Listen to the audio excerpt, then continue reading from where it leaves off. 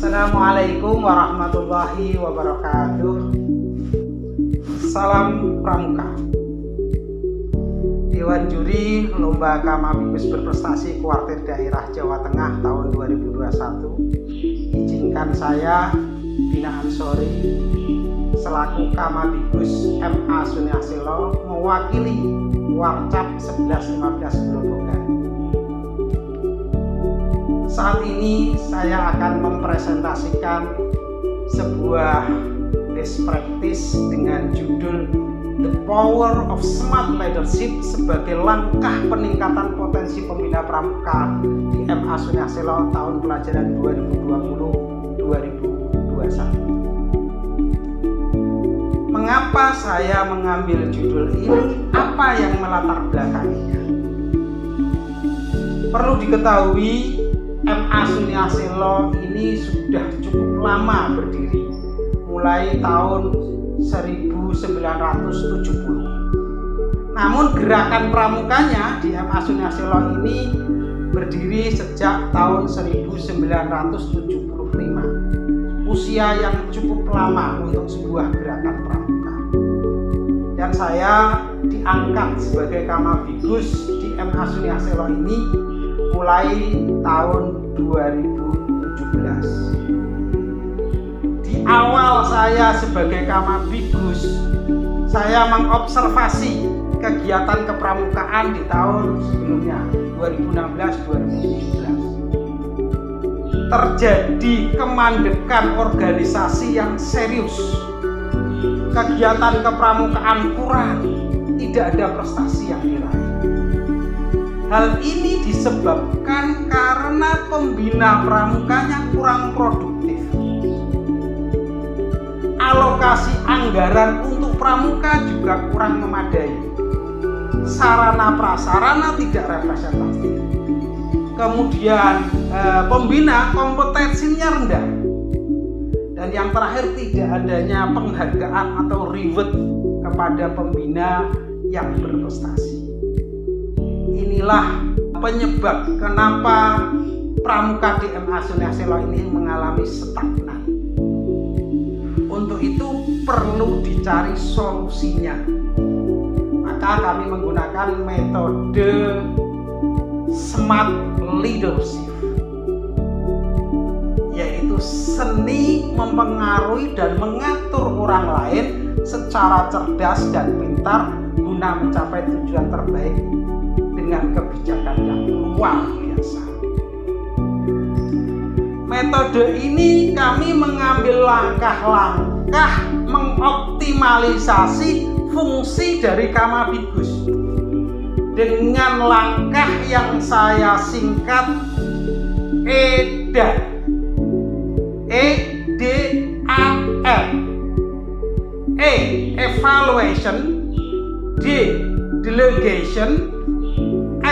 Allocation, L. Rewards. Jadi kami menggunakan langkah-langkah mengevaluasi seluruh kegiatan kepramukaan di masa lalu, kemudian mendelegasikan pembina-pembina untuk meningkatkan kompetensinya, kemudian mengalokasikan anggaran yang cukup untuk kegiatan pramuka dan memberikan reward kepada para pembina yang aktif. Bagaimana pelaksanaannya? Pelaksanaannya kami mulai dari yang pertama, evaluation. Evaluasi ini dilaksanakan dalam kegiatan musyawarah gugus atau musyawarah ambalat, gugus atau musa. Di dalam musyawarah ini seluruh pembina bisa mengajukan usul pendapat untuk kemajuan madrasah. Saya selaku Kamabikus pun mengkritik, mengevaluasi yang sudah dilaksanakan oleh para pembina.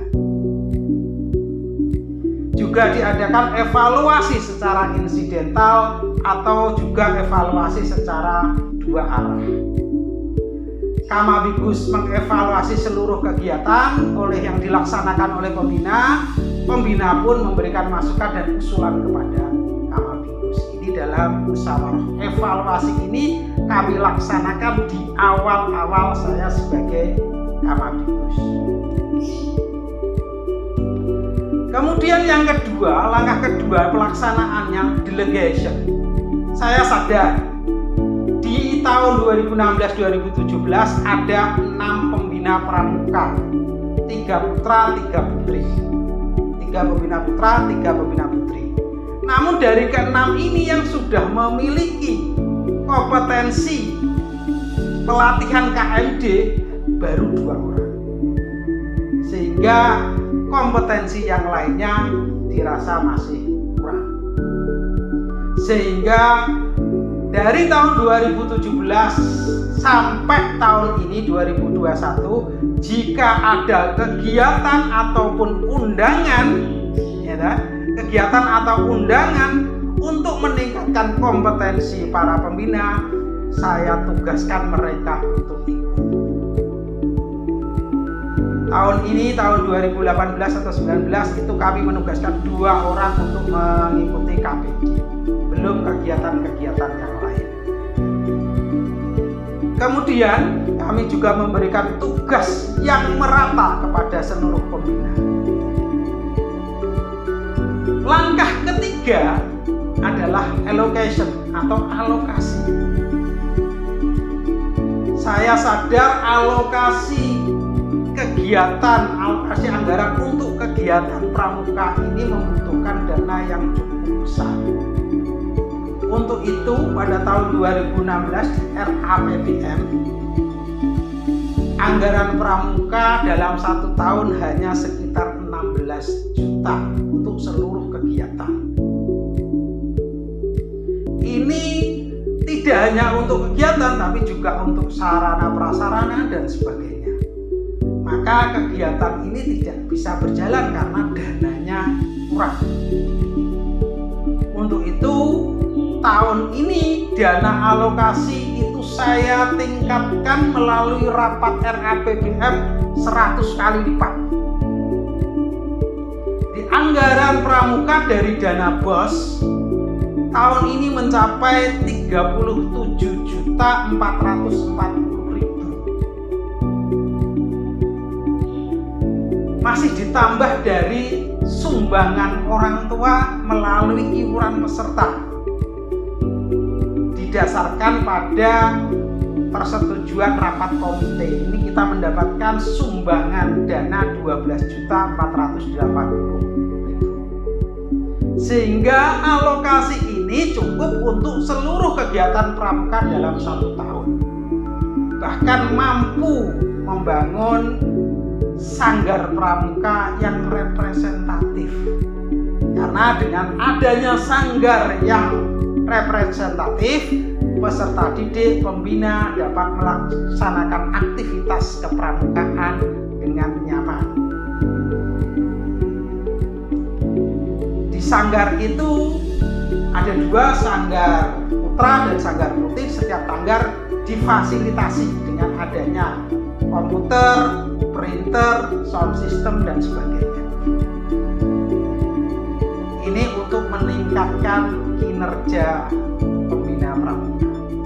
Yang terakhir, yang keempat, ini yang terpenting. Kami melaksanakan penghargaan atau memberikan reward atau R-nya itu reward.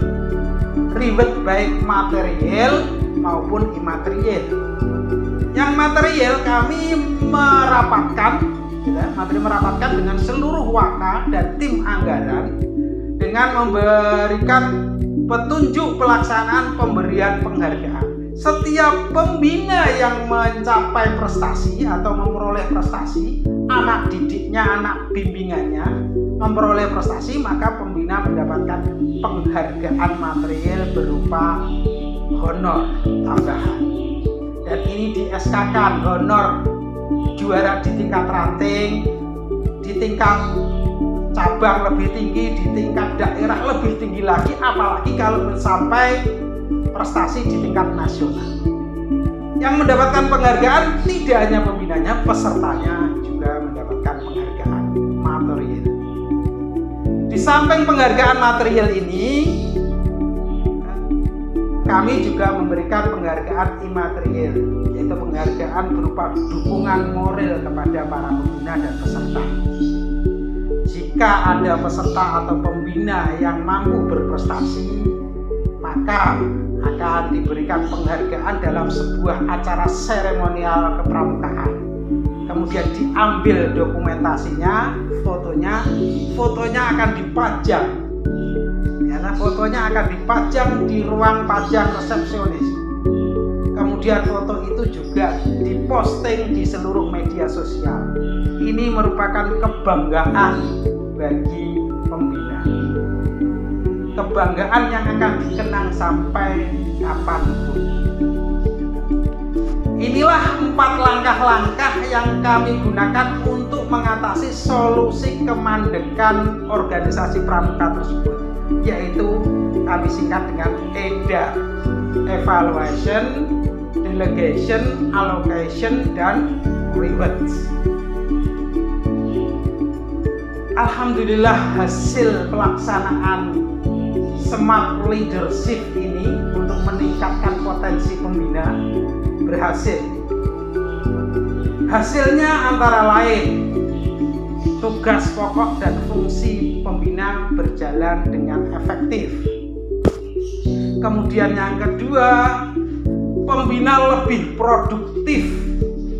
Yang ketiga, ada tercipta kedisiplinan dan rasa kepercayaan diri antar pengurus gugus depan. Dan yang terakhir ini yang muncul di akhir-akhir ini, menjuarai berbagai macam lomba penegak, baik tingkat ranting, cabang, daerah maupun tingkat nasional. Dari paparan yang saya sampaikan ini, ada nilai keteladanan yang bisa dibagikan atau diimbaskan kepada yang lain. Yang pertama, ya, adanya semangat membina, adanya sikap produktif, adanya nilai-nilai keteladanan dan inspiratif. Dampaknya apa? Ada dampak positif yang berkelanjutan. Pembina semakin berinisiatif, berpartisipasi aktif dan tanggap terhadap keadaan di lapangan. Kemudian pembina mulai menularkan semangat membina kepada yang lain. Sehingga seluruh pembina yang tahun ini berjumlah 10, 5 pembina laki-laki, 5 pembina perempuan, ini semuanya aktif dan produktif. Inilah gambaran dari smart leadership atau the power, kekuatan smart leadership sebagai upaya peningkatan potensi pembina di MA Sungai Silom. Kesimpulannya apa? Kesimpulannya adalah pembina pramuka dapat memaksimalkan potensinya dengan perhatian, pendampingan khusus dari Kamarudus sehingga menjadi pembina yang produktif. Jadi dengan langkah-langkah EDAR tersebut, pembina memiliki semangat yang tinggi dalam membina karena terbekali dengan ilmu yang didapatkan sebagai delegasi pada kegiatan yang diikuti. Pembina pun memaksimalkan prestasi gugus depan melalui fungsi allocation dan reward yang diprogramkan oleh madrasah. Demikian yang dapat saya sampaikan. Semoga pemaparan best practice saya ini membawa manfaat bagi yang lain. Terima kasih. Wabillahi taufiq wal hidayah. Wassalamualaikum warahmatullahi wabarakatuh.